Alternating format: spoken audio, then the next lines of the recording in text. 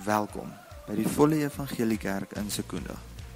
Ons bid dat hierdie boodskap u ryklik sal seën. Vir meer inligting, besoek ons webwerf by www.nader.co.za. Geniet hierdie boodskap.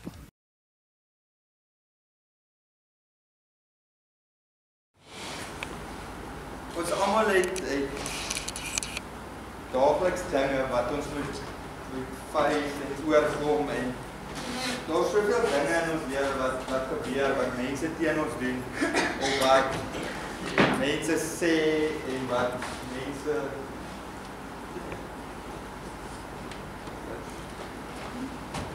so baie keer gebeur dinge in ons lewe. Mense sê iets, jy lyk te vet, of jy lyk te rond, of jy lyk soos 'n waterpas, of wat ook al. En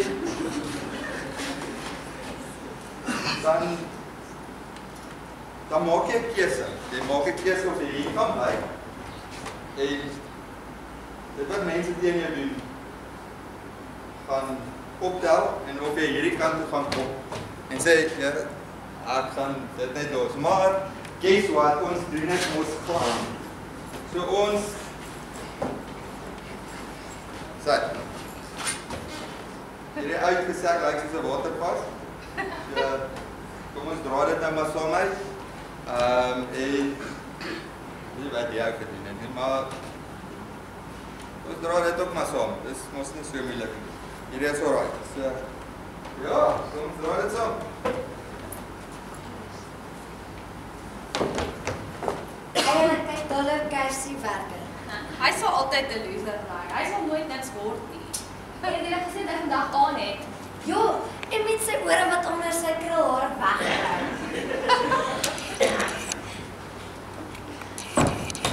Hey, buddy! Buddy. Sê hulle. Toe maar ek ook is diekies. Ja. Wat sê hulle? Ja, ek moet iewers wees. Ek ook opskryf. Maar ja, ek moet iewers wees vir Cherry huis. Cheers, cheers. Kijk. Kyk hoe loop hy. Hy lyk soos 'n haan.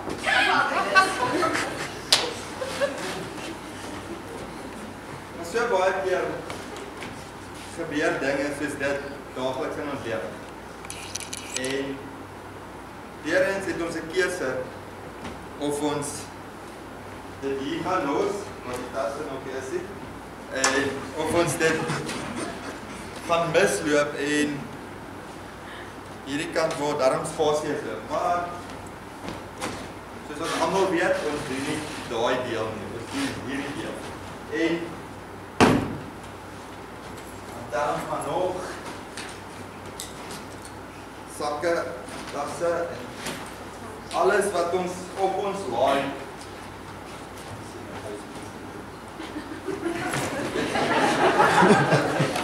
So.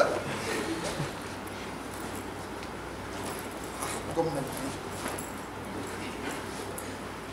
So hierdie is my loser sak. Kyk. Hierdie is my akkedis loop hier. Kyk. En so gaan ons deur die lewe, maar ek is fine. Daar's niks wat my pla nie. Almal sien ek so raai. Maar ja. Almal het al gehoor van daai ek sal vergewe maar nooit vergeet nie. Ja, iets is fout hier. As jy vergewe maar nooit vergeet nie. Want as ons weer dink daaraan, raak jy van voor af kop. Of raak jy van voor af hartseer vir wat daai persoon uitgedoen het. Maar ek is nog alright, so dit is fyn. So gaan ons aan met die lewe. Kan ek ook 'n mic kry asseblief? Ja. Okay, vandag begin ons met I am free. Yes. Kyk. 1 2 3 Wag! Voordat jy begin. Daai kwyt tot hy job, want ek dink die sin gaan vir jou uitwerk. Luister. Dis my Passie. Ja, jy's 100% reg. Jy pas nie. Dit was afgesit. Dit was verwag. Ja. So baie keer brand mense jou hart ook, of los snye en letsels wat mense nie sien in ons harte nie. En dan staan ons maar weer voor op 'n paar goed wat ons op ons laai.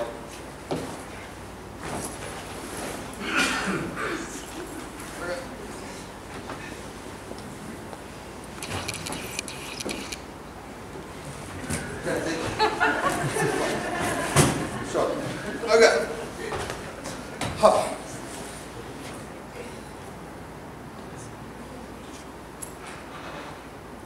En as ek so na my lewe kyk, dan lyk dit vir my half of ek alles onder beheer het. En ja, dis 'n struggle om alles te dra op jou rug en in jou hande en nêrens heen te kan loop nie, want as ek te vinnig swaai, staan ek af van die stage af of wat ook al. Maar so baie dinge dra ons by ons elke dag. En ja, dan sal daai een wat ons noem sonde, en ons moet hom ook nog saam dra, iewers weer. Dit is waar nie, maar iewers weer van. So, okay, zit. Okay, so nou is ons alright. Of is ek regtig alright? Vir almal rondom my lyk dit of ek alright is. Maar die waarheid is, ek is glad nie alright.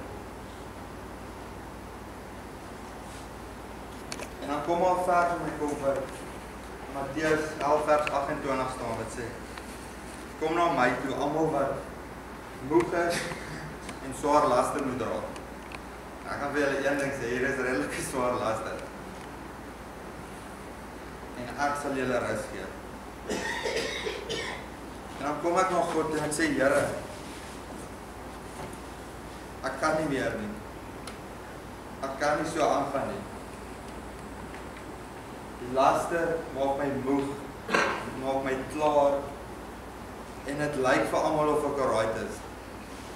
Maar ek is glad nie alright nie.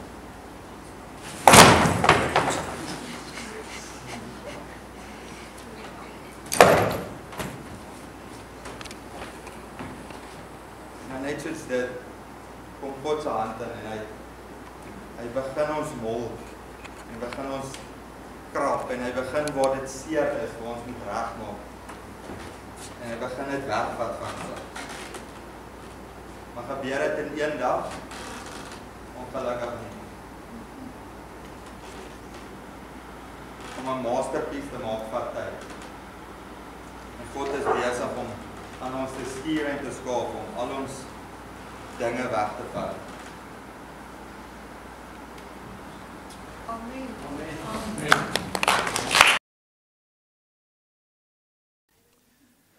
Ek wil vanoggend so 'n bietjie met jou gesels oor die onderwerp laat gaan. Is jy reg daarvoor? Jy sien, die saad is in die woord. Die grond is in jou hart. Is jy gereed? Kom ons bid saam. Here, dankie dat u woord kragtig is, dat u woord lewend is. Here, dankie dat u woord ons lewens kan verander.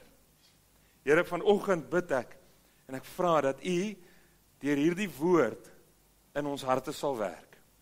Help elkeen van ons, Here, om ons bekommernis en dit wat ons besig hou en gister en môre en al die dinge wat ons verstand en ons aksies besig hou om dit net vir 'n oomblik een kant toe te skuif en ons harte oop te maak om te ontvang dit wat u vanoggend vir ons deur die woord wil gee. Here, my gebed is dat ons harte ontvanklik sal wees.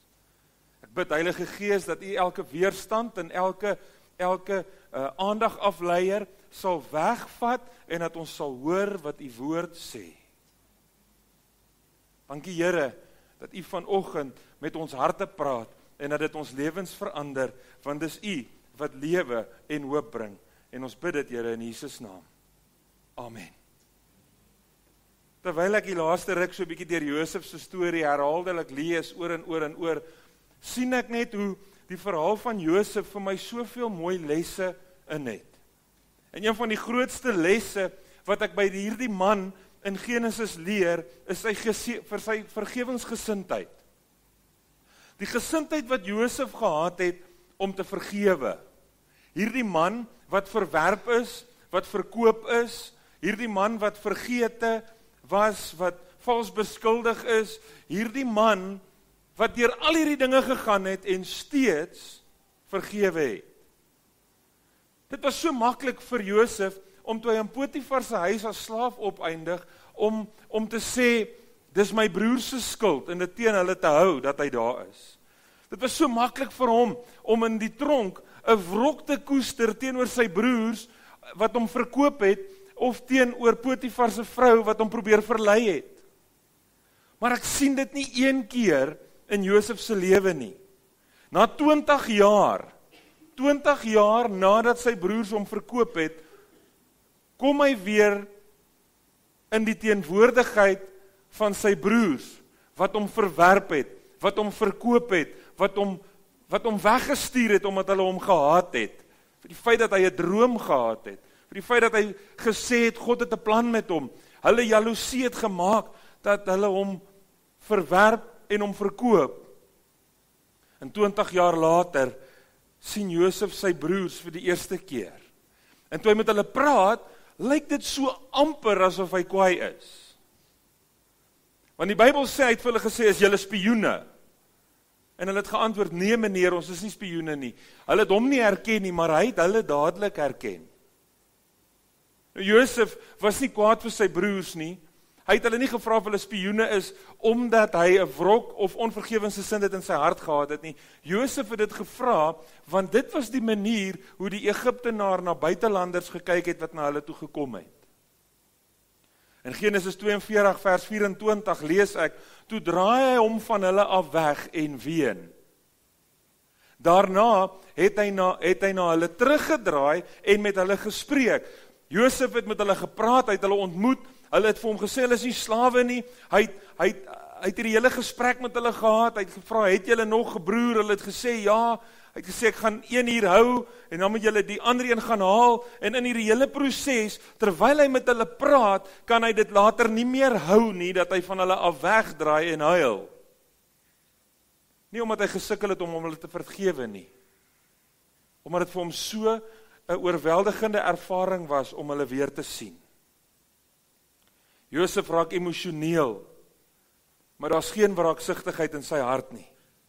Hy stuur sy broers terug om vir Benjamin te gaan haal, en toe hulle met Benjamin daar aankom, sê Genesis 43 vers 16, toe Josef Benjamin by hulle sien, sê hy aan die opsigter van die huis, bring die manne in die huis en slag slagvee en maak dit gereed, want die manne moet vanmiddag by my eet. Hierdie is iets wat Egiptenare nie gedoen het nie. Hulle het nie saam met ander geëet nie. Maar hierdie man, wat tweede in bevel is in Egipte, roep sy dienaar en sê, maak kos gereed, ek wil saam met hierdie manne eet. Josef ontmoet hulle, en hy vra vir hulle, hoe gaan dit met julle? Vers 30 van Genesis 43 sê, en Josef het gou gemaak, van sy binneste was ontroer oor sy broer. Hy het geleentheid gesoek om te ween, en in die kamer gegaan, en daar geween. So met hierdie ete, deel Josef die kos wat aan sy tafel vir hom gegee is, met sy broers. Daar's geen wraak in hierdie man se hart nie. Hy het geen begeerte om sy broers te straf nie. Hy's nie kwaad eers vir wat hulle aan hom gedoen het nie, want hy het hulle vergewe. Nou, hoe kry Josef dit reg om na alles wat hy deurgegaan het, deur al die swaar kry wat hy homself in bevind het, hoe kry Josef dit reg om so vergewensgesind te wees? Lees saam met my wat sê Genesis 45 vers 2. Sê toe bars hy in trane uit. En hy het hard gehuil dat die Egiptenaars dit gehoor het en ook die mense in Farao se paleis. Ek is Josef, sê hy vir sy broers. Leef pa nog, maar sy broers was stom geslaan, want hulle het baie bang geword. Jy sien, hy het nou vir 20 jaar hulle self verwyd oor wat hulle aan hulle broer Josef gedoen het, en hier staan hulle voor een van die magtigste mans in Egipte, en hy sê vir hulle, ek is Josef. Vers 4 sê, kom nader na my toe, sê hy. Hulle het nader gekom en hy sê toe weer, ek is Josef, julle broer wat julle destyds verkoop het, en na Egipte toe gebring is, maar moenie julle self verwyd dat julle dit gedoen het nie. Eintlik is dit God wat dit bewerk het. Hy het my vooruitgestuur sodat julle lewens gespaar kan word. God het my voor julle uitgestuur om voorsorg te tref dat julle en julle gesinne aan die lewe kan bly en sodat julle 'n groot nasie kan word. Vers 8 sê, ja, dit is God wat my gestuur het en nie julle nie. Hy het gesorg dat ek as Farao se raadgewer aangestel word en ook as bestuurder van sy hele huishouding en heerser oor die hele Egipte. Hoe het Josef dit reg gekry om sy broers te vergewe vir alles wat hulle aan hom gedoen het? Josef se fokus was anders. Josef het nie gekyk na al die tassies wat hy besig was om te dra nie.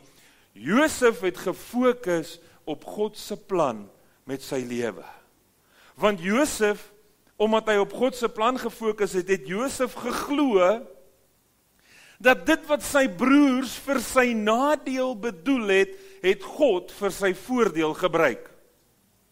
Kan ek vanoggend vir jou sê, die seer wat mense jou in jou lewe gedoen het, as ek en jy dit op die regte manier aanwend en daarvan loskom, gaan God dit gebruik om met my en jou sy doel te bereik.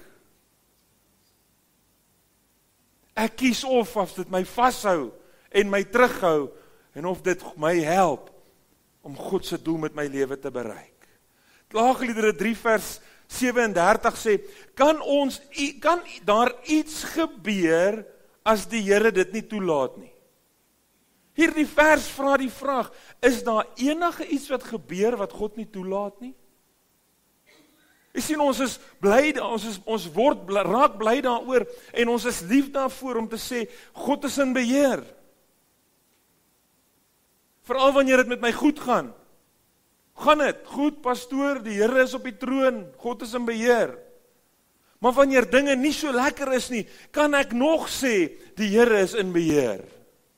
Want dit wat met my gebeur, dit wat ek beleef en ervaar, is dit wat God dalk toelaat om my te vorm en my op 'n plek te lei, waar ek die volheid van sy plan en sy doel in my lewe kan sien. Want Romeine 8 vers 28 sê, en ons weet dat vir hulle wat God liefhet, alles ten goeie meewerk, vir hulle wat na sy voorneme geroep is. Alles, kan ek dit maar weer sê. Julle weet na 'n studie oor die woord alles, wat maande geduur het hulle uitgevind dat die woord alles beteken eintlik alles. Alle dinge, alles. Wil jy vanoggend vir my sê, die seer wat ek gekry het as kind, as hoërskoolseun, die seer wat ek gekry het as jong pastoor, die seer wat jy gekry het in die huis of iewers in omstandighede, wil jy vanoggend vir my sê, God kan dit gebruik, verseker kan ek, wil ek vir jou dit sê, maar as jy dit vir hom gee, sal hy dit gebruik, want God kan dit wat ander vir jou teëspoed gebruik, kan hy gebruik vir jou voorspoed. God kan dit wat ander mense en die Satan op jou pad gebring het, om jou te laat struikel, kan God gebruik om jou te laat hoër klim.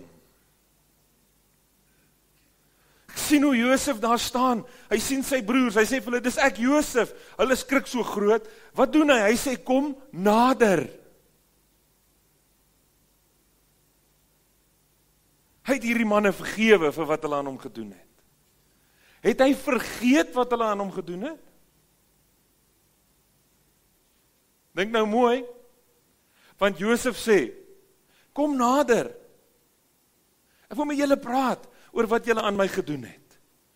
Dit was vir my en vir julle voordeel, dat dit wat gebeur het. Hy het nie vergeet nie, maar hy het vergewe. Wat is die verskil? Die verskil is, ek hoef dit nie te vergeet, as ek dit gaan gebruik, as ek dit vir God gaan gee, dat hy dit gebruik, om my op 'n plek te bring, waar hy wil hê ek moet wees nie.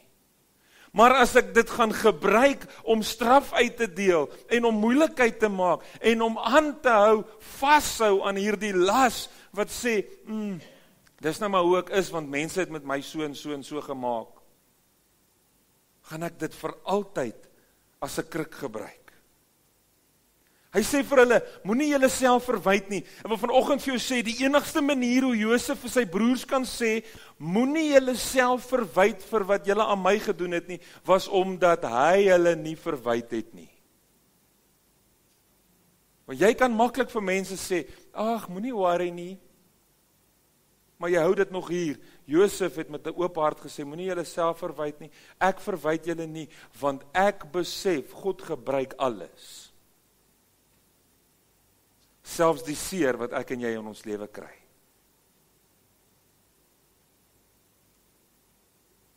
Hy het vergewe. Josef maak duidelik dat God dit gebruik het. Dis vir my so mooi. Hy sê 2 of 3 keer sê hy daar in Genesis, sê hy, dis die Here, dis God, dis God. En hy probeer by sy broers hierdie idee bring. Daardie seer in jou lewe, daardie ongemak in jou lewe, God kan dit vir jou voordeel gebruik, wanneer jy dit vir hom gee. Solank as ek daaraan vashou, kan God niks daarmee doen nie. En dit was vir my, ek het net nou vir myself gegiggel, want William staan hier met als, en ek het nou nie die hele ding gesien nie, maar Tiffany draai na my toe, sy sê, moenie skrik nie, papa.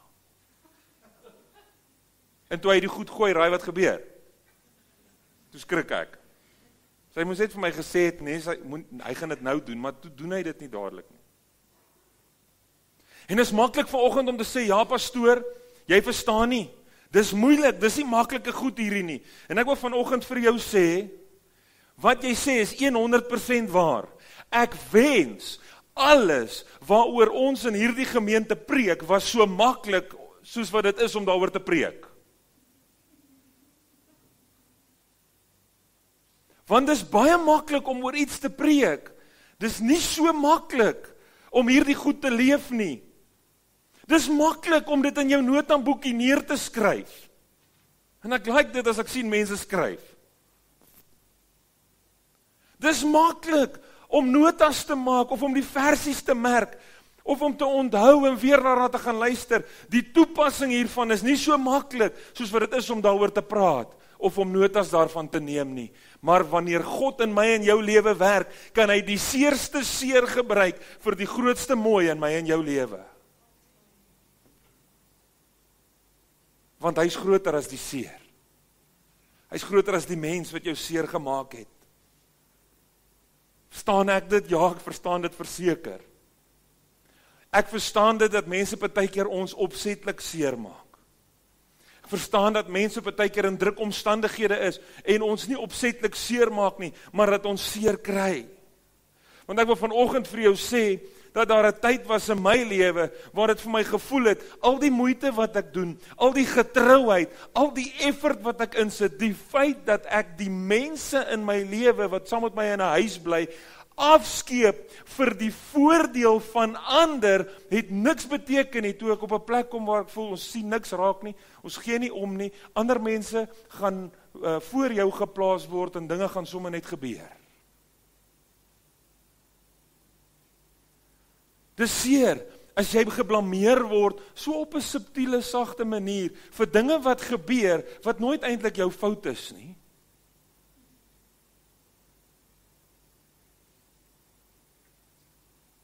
Ek het baie keer gevoel, ek is nie goed genoeg nie. Ek het hoeveel keer in my lewe gevoel, jy weet, mense het my so duidelik laat verstaan, dat ek hulle teleurstel, dat ek gevoel het, wie wat help dit, ek probeer.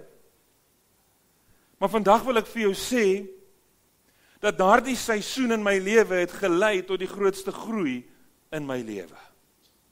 Want dis juis in daardie moeilike, seer omstandighede, wanneer ons dit vir God gee, is dit oor en uit en verby? Nee, ek groei vandag nog.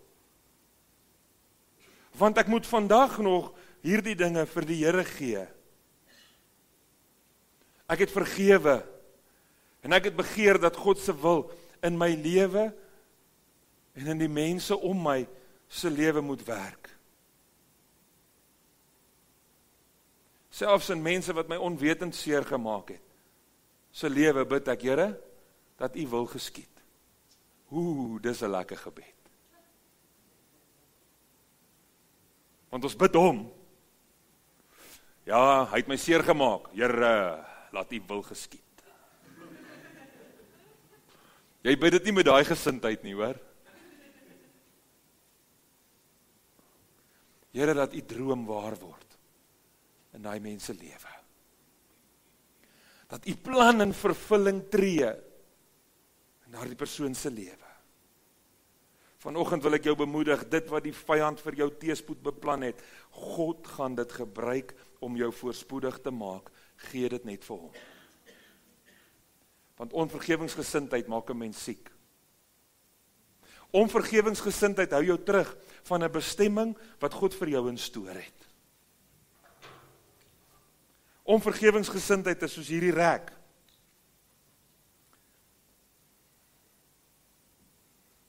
Sy is die vinnigste hier. William, jy's Renay se beloning. Staan 'n bietjie daar agter. Renay, gaan nou na William toe. Gaan nou na William toe.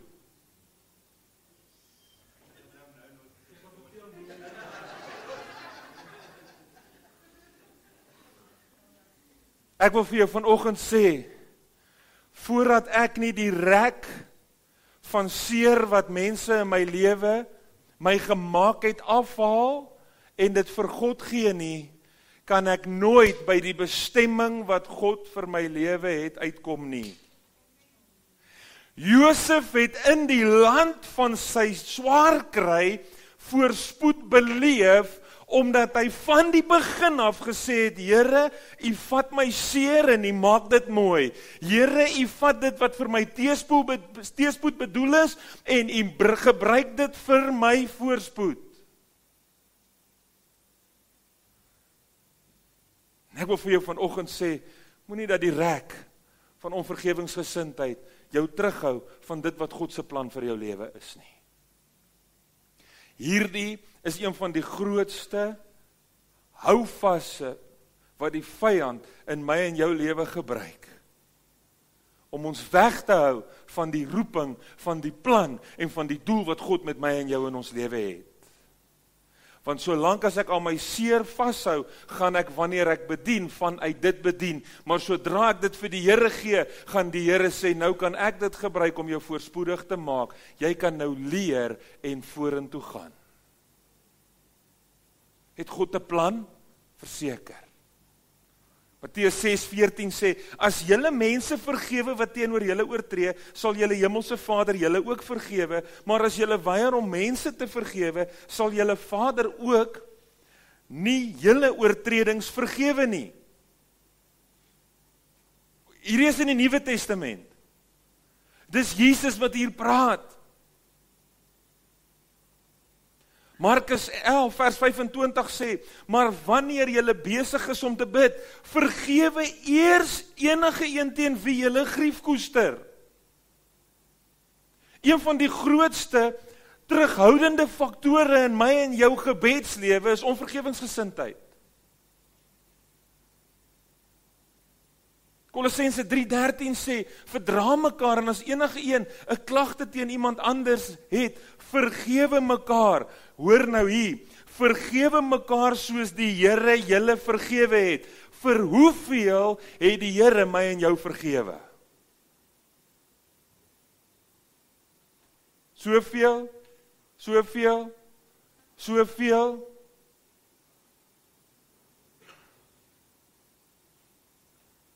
Aan hoeveel hou jy vas waarvoor ek en jy dalk nog nie wil vergewe en wil vryspreek nie? Soveel? Soveel? In vergelyking met wat God my en jou vergewe het? Efesiërs 4:32 sê, wees eerder vriendelik met mekaar, gee vir mekaar om, vergewe mekaar soos God julle vergewe het, op grond van wat Christus gedoen het. Hoor wat sê die Amplified, and become useful and helpful and kind to one another. Tender-hearted, compassionate, understanding, loving-hearted, forgiving one another, readily and freely, as God in Christ forgave you. Mag ek gou hierdie versie van agteraf lees? As God in Christ forgave you, forgive one another, tender-heartedly, and become useful, helpful and kind. Want ek en jy is vir God bruikbaar wanneer ons vrykom van ons onvergewingsgesindheid. Ek wil weer vir jou sê, ek wens dit was so maklik om te doen, soos wat dit is om dit te preek. Ek wens regtig dit was. Maar ek wil hê jy moet vanoggend die belangrikheid hiervan sien. In Matteus 18 praat Jesus oor wanneer iemand iets teen jou doen, dan moet jy na hom toe gaan en met hom daaroor praat, en as hy nie wil luister nie, dan moet jy iemand saamvat, jy weet, gaan oor gemeente, kerk, dissipline, gaan oor broers en susters, en dan kom Petrus hier by die Here in vers 21 van Matteus 18, dan sê hy, daarop kom vra Petrus hom, Here, hoeveel maal moet ek 'n medegelowige vergewe, wat iets verkeerds teen my gedoen het? Selfs tot 7 maal? En die Here, Jesus antwoord in vers 22, nee, verseker Jesus hom, nie tot 7 maal nie, maar tot 70 maal 7 keer. Hierna vertel Jesus 'n gelykenis om dit te verduidelik, van 'n koning wat sy skuldeisers na hom toe gebring het, en hoe hierdie een skuldeiser die koning gepleit het om barmhartigheid en gesê het, wees my barmhartig, ek kan nie die skuld betaal nie. En hoe die koning hierdie man sy skuld afgeskryf het. Toe die koning dit begin nagaan, die Afrikaans standaardvertaling van Matteus 18 sê, toe hy dit begin nagaan, is een na hom toe gebring met 10.000 talente se skuld. Nou, 'n talent was gelyk aan ongeveer 21 kilogram silwer.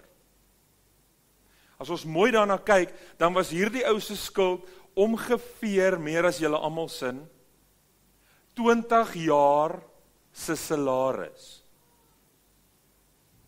Hoeveel skuld is dit? Vat nou jou jaarlikse inkomste wat op jou ERP5 staan en maal dit met 20. Dis hoeveel skuld hierdie ou gehad het. Ek moet nou net nie vanoggend beter voel oor joune nie. Daar is iemand in die Bybel wat meer as ek het. Dis nou nie waaroor ons praat nie.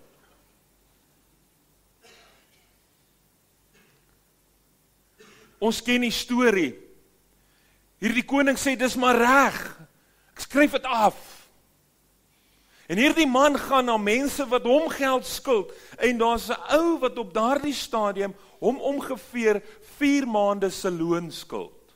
Vergelyk gou die twee met mekaar. 20 jaar se jaarlikse salaris teenoor 4 maande se skuld. Wat die een kies jy? Die 4 maande een. En hierdie man vergewe nie hierdie klein bietjie skuld wat hierdie ou hom skuld nie. En toe die koning daarvan hoor, het die koning dit op 'n manier uitgesort Want die koning sê, en sy heer was kwaad en het hom vir pynigers aan die tronkbewaarders oorhandig, totdat hy alles sou terugbetaal wat hy geskuld het. Vers 35 van Matteus 18 sê, en so sal my hemelse Vader ook met ons maak, as ons nie elkeen ons broer van harte vergewe nie. Ons argumente om nie te vergewe nie, tel nie. Ou Petrus kom vra vir die Here 'n vraag, Here, hoeveel keer? Dis so half asof hy wil, ja, die Here het gesê 7 keer, ek het dit nou gedoen. Of dis nou eers 2 keer. Of ek het dit nou 7 keer gedoen, die ou hou aan met sy storie, so nou is ek is nou free of the burden of forgiving. Ek hoef nou nie meer nie, ek het nou probeer. Maar ek sien hier, dat die argumente, wat ek en jy het om nie te vergewe nie tel nie. Hier is 'n paar wat ons gebruik, dit is te seer. Dit is nog te seer vir my. Ek wil vir jou vanoggend sê, hoe meer seer dit is, hoe meer nodig is dit. Ek wil vanoggend sê, hoe seerder dit is, hoe meer nodig is dit dat jy dit vir God gee.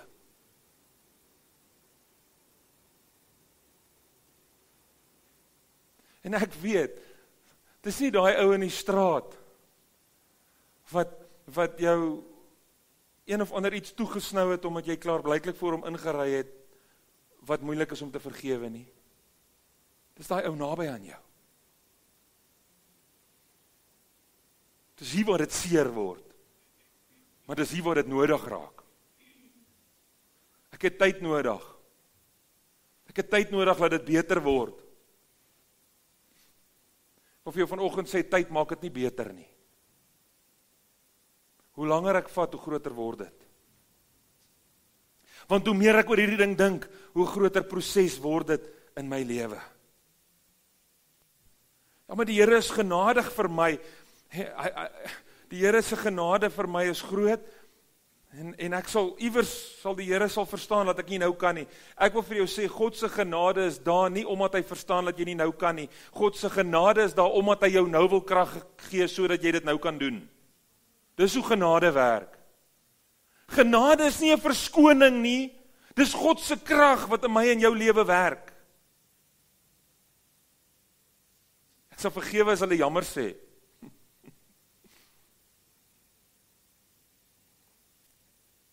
Dan gaan jy nie baie vergewe nie, want wie van julle ken mense wat maklik jammer sê? Kom ek sê so, wie van julle ken baie mense wat baie maklik jammer sê? My groot probleem is, weet jy wat? As mense kom jammer sê, omdat hulle uitgevang is hulle regtig jammer? Dat hulle dit gedoen het, of is hulle jammer dat hulle uitgevang is? Nou, omdat jy jammer is, jy is uitgevang, gaan jy nou vir my jammer sê, omdat jy uitgevang is, en dan gaan ek jou vergewe. Moenie wag dat iemand jammer sê nie, maak jouself los van al die tasse wat jy dra, en maak jouself vry van die rek wat jou terughou, van God se doel en God se plan met jou lewe. Ek kan nie vergewe nie, want ek kan nie vergeet nie.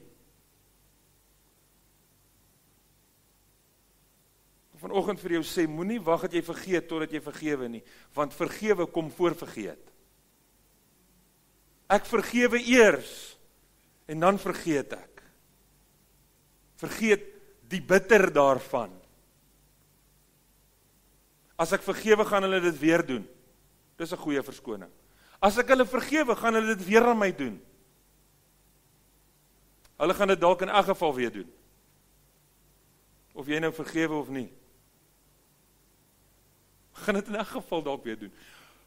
Maar my vergifnis maak nie net my vry nie, dit maak ook daai mense vry van die las wat ek op hulle sit. En weet jy wat, die feit dat Josef sy broers vergewe het gemaak dat Josef se broers en hulle gesinne en al hulle vee Egipte toe kon trek, en die voordeel van dit wat God besig was om in Josef se lewe doen, kon hulle ook beleef, daar was kos vir hulle in Egipte, in 'n tyd van hongersnood, omdat Josef bereid was om te vergewe.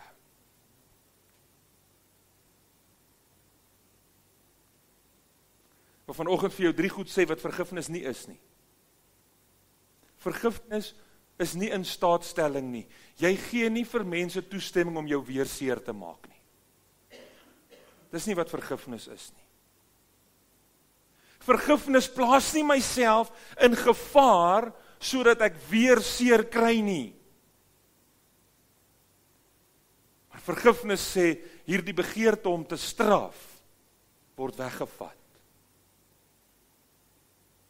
Navorsing het bewys dat vergewensgesindheid mense gesonder maak. Hierdie is nie geestelike navorsing nie. Hierdie is sielkundiges wat navorsing gedoen het oor mense wat vergewe. Dan sê hulle, mense wat vergewe is meer stabiel, beter in verhoudings, blymoediger en minder depressief. Moet asseblief nie jouself verder seer en siek maak met onvergewingsgesindheid nie. Want vergifnis begin by 'n keuse. Ek gaan nou klaar wees. Ek wil vir jou 2 paar stellings lees.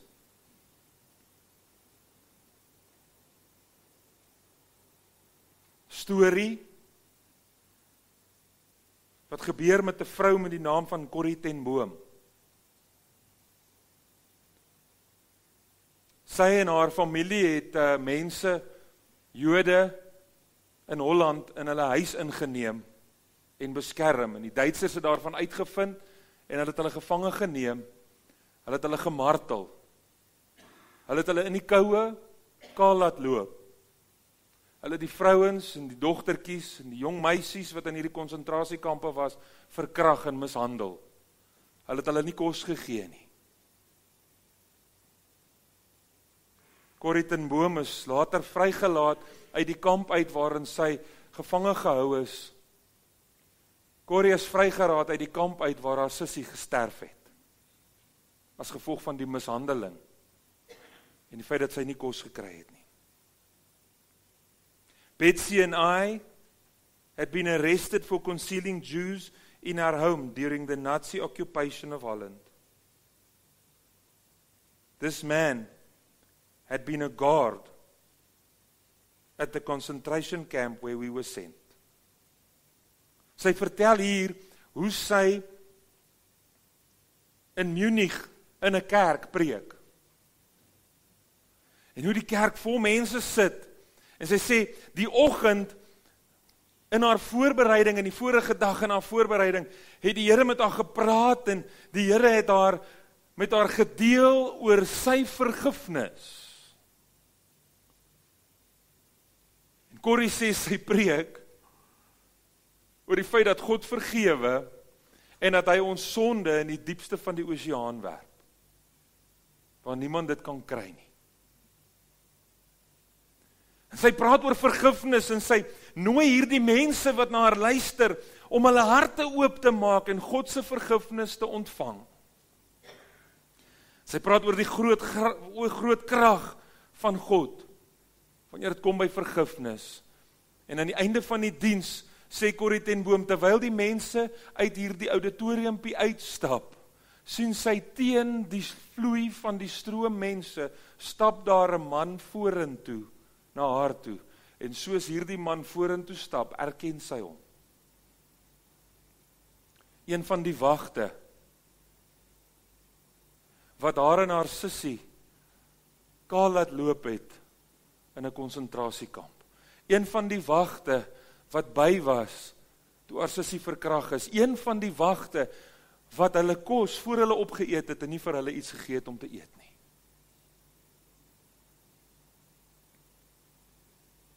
Now he stands in front of me, his hand out. That was a good message, Pastor. How good it is to know that, as you say, God has forgiven all our sins. And I, who had spoken so boldly of the forgiveness of God, fumbled in my pocketbook rather than take this man's hand. He would not remember me, of course. How could he? How could he remember one prisoner among those thousands of women in that camp?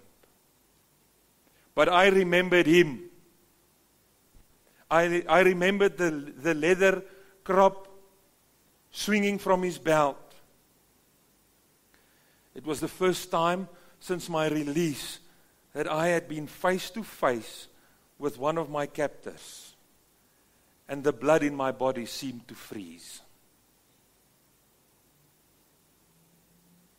He said, "You mentioned the concentration camp in your talk. I was a guard there. But since that time," he went on, "I have become a Christian.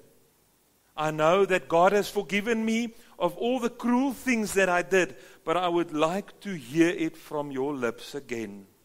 His hand came out and he said, "Will you forgive me for what I've done to you?" I stood there, and those sins had every day to be forgiven and could not. Betsy had died in that place. Could he erase her slow, terrible death simply by asking me to forgive him? It could not have been. Many seconds that he stood there with his hand out, but to me it seemed like hours as I was wrestling inside of myself with this most difficult thing I ever had to do.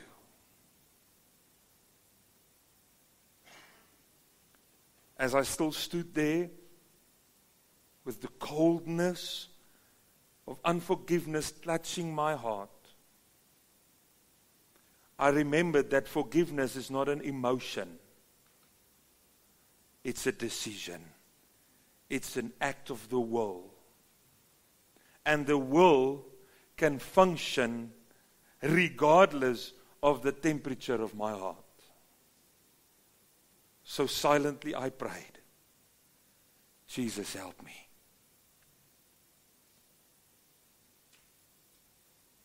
I can't lift my hand. Maybe I can do that much. Lord, please supply the feeling. So I acted with my will. Mechanically, I thrust my hand into the one stretched out to me. And as I did it, an incredible thing took place. A current started in my shoulder, raced down my arm, and sprung into our joining hands. And a healing warmth of God's love flooded my whole being, bringing tears to my eyes.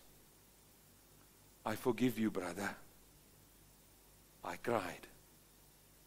"I forgive you with all of my heart."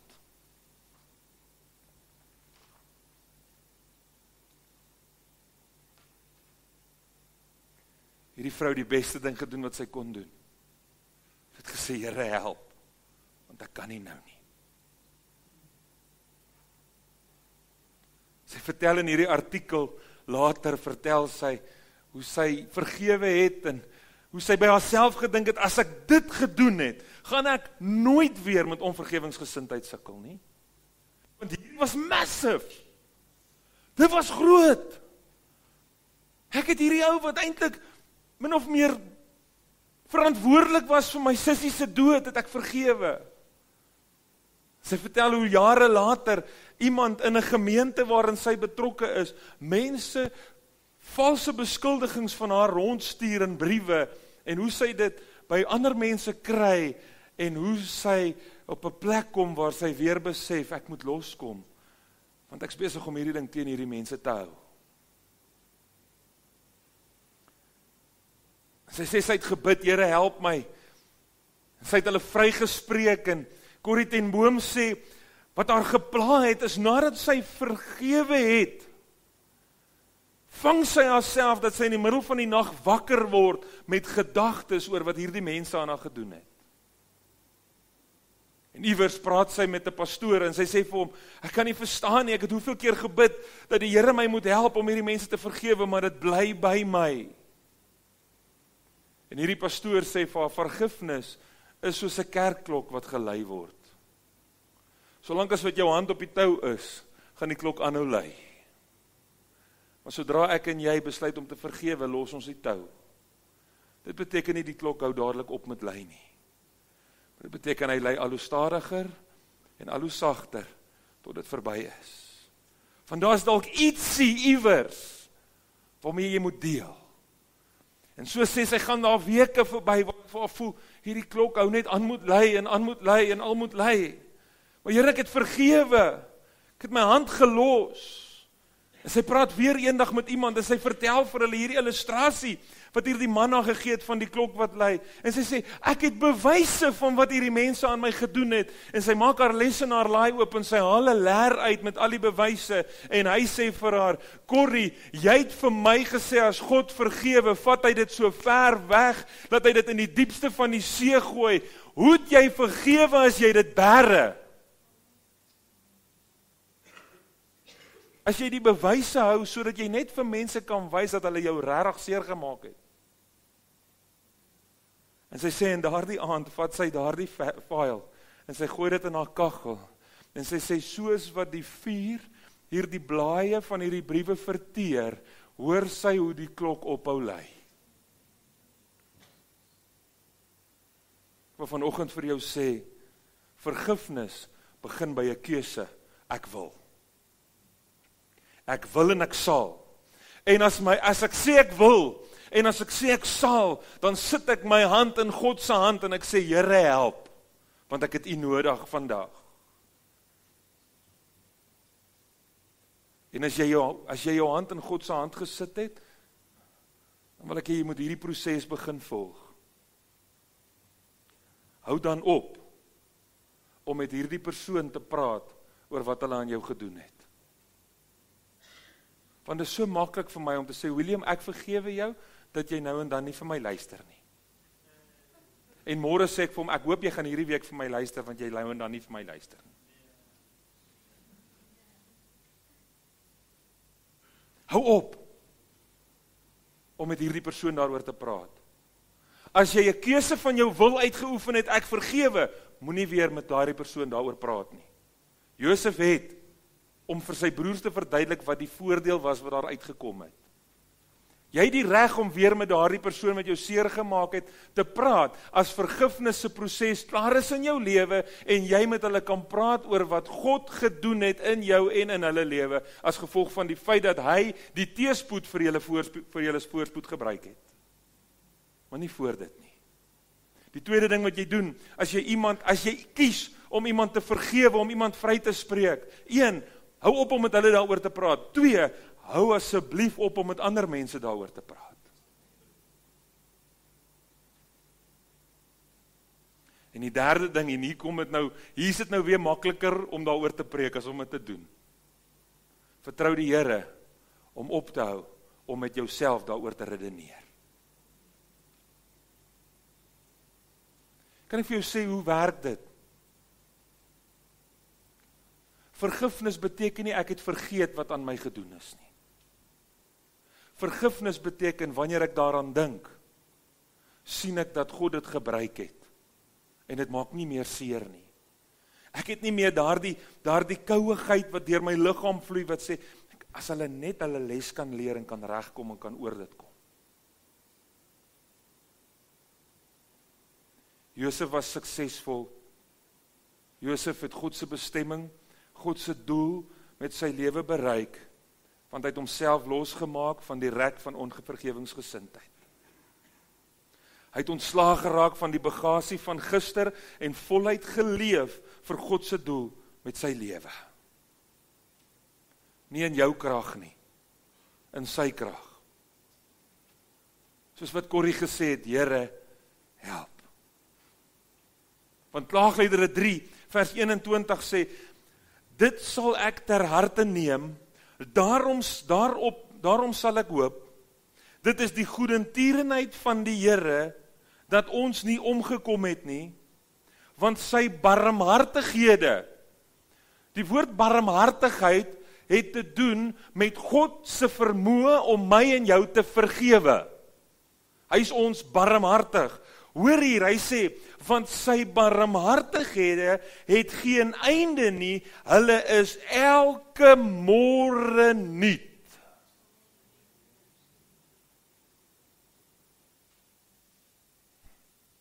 Die maklikste manier om op 'n plek te kom waar ek die krag van vergifnis kan uitleef, is om myself te herinner aan God se barmhartigheid, om my te vergewe wat elke oggend nuut is. Hoeveel keer het hy jou vergewe? Hoeveel keer struikel ek en jy weer? Hoeveel keer val ek en jy weer vir versoeking, en as ons vra, wat doen hy? Hy is getrou en regverdig om julle te vergewe. Ons het laas Sondag nagmaal gehad, want dit was tyd vir nagmaal. Maar ek like dit baie dat Jesus nêrens gesê het, hou nagmaal elke eerste Sondag van die maand nie. Ek is mal daaroor dat Jesus gesê het, so gereeld as wat julle by mekaar kom. En terwyl die broers en die susters wat my gaan help vanoggend vorentoe kom, wil ek vanoggend vir jou vra, dat jy hierdie tafel as 'n plek sal gebruik, wat jou vul met krag en inspirasie. Dat jy dit wat vanoggend op hierdie tafel is, sal gebruik as 'n geleentheid om te sê, Here, van baie het U my vergewe. Vanoggend kom vra ek. Vanoggend kom pleit ek, Here, help. Moenie dat dit wat in jou lewe vir jou seer is en vir jou moeilik is, jou weghou van die amazing groot plan wat God vir jou het nie. Ek wil vanoggend met dogters praat. Ek wil vanoggend met seuns praat, wie se ouers seer in jou lewe veroorsaak het. Moenie laat daai rek jou terughou nie. Ek wil vanoggend met boeties en sissies praat, wat deur 'n boetie of 'n sissie, wat half gevoel het, ek is beter en spesialer as jy, seer gemaak as 'n gevoel het, ek is nie die beste een nie. Dit gebeur in soveel huise, dat daar een is, wat baie keer 'n witbroodjie is, en een is, wat so half afgeskeep word. Ek wil vanoggend vertel, dat God sê, hy sê jou nooit afskeep nie, hy sê jou nooit tweede stel nie, by hom is daar geen aanneming van die persoon nie, hy vergewe jou, hy het jou lief, kom los van daardie ding wat jou vashou. Ek wil vanoggend vir jou sê, in kere wanneer jy iets gedoen het, waar mense jou afgejak het en jou seer gemaak het, waar mense vir jou vertel het, moet asseblief nooit weer iets probeer nie, want jy gaan niks reg kry nie. Kom los van daardie rek, wat mense om jou vasgebind het, kom vry en vind God se doel en plan in jou lewe. God wil dit wat die vyand vir jou teëspoed gebruik het, wil hy vanoggend teen die vyand draai. En as ek sê die vyand, praat ek nie van die mense wat jou seer gemaak het nie. Ek praat van die Satan. God wil dit wat teen jou gebruik is, gebruik vir jou voorspoed, want vir hulle wat die Here lief het, sal alle dinge ten goeie meewerk. Van hoeveel het Jesus jou vergewe? Kan jy vanoggend sê, Here, help my om los te kom van dinge wat ek teen mense hou? Kom ons bid. Here Jesus, my gebed in hierdie oggend is dat U Heilige Gees nou in harte net U vinger druk op daardie seerplekke, op daardie areas van onvergewingsgesindheid. Dankie Here dat U jy's nie goed genoeg nie, vanoggend kanselleer en sê vir my is jy die beste. Dankie Here dat U die seer van 'n plek waar ek beskerm moes word, waar ek seer gekry het, vanoggend wegvat. Dankie Heilige Gees dat U vanoggend met net U krag in hierdie gebou werk. En dat U mense help om te sê, Here, help, ek kan nie self nie. Daardie huwelik wat gefaal het, hou op om ander te blameer. Hou op om jouself te blameer vir dit wat skeef geloop het. Partykeer is vergifnis nie net iets wat ek moet doen teenoor ander mense nie. Partykeer is een van die ergste dinge en een van die moeilikste dinge om te doen is om op 'n plek te kom waar ek sê, Here, ek maak myself los van dit wat ek teen myself hou. Want ek wil vanoggend vir jou sê, niks wat met jou gebeur het in jou lewe kan jy vanoggend verklaar is alles jou skuld nie. En as dit jou skuld is, vergewe jouself. En as jy dit oor jouself gebring het, God vergewe jou. Wie dink jy is jy om nie jouself te vergewe nie?